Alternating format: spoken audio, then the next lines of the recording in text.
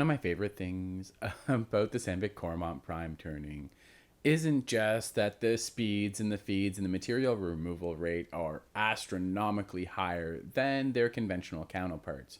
It's the fact that you can actually use the prime tools to go in either direction. In this video here, it's not just playing in one direction and going in reverse. It's a demonstration of how the type A insert from the Sandvik Coromant prime can actually just be able to turn in one direction, come back, and turn in the other direction. It just blows my mind that these tools are out there and everyone's not using them. Are they right for every application? No. But I would wager they're right for most of the shops out there to have at least one implementation in their arsenal. Yes, even in the job shop world. If you haven't checked them out, let me know. I'd be happy to introduce you to them. Until next time, keep your spindles turning and earning.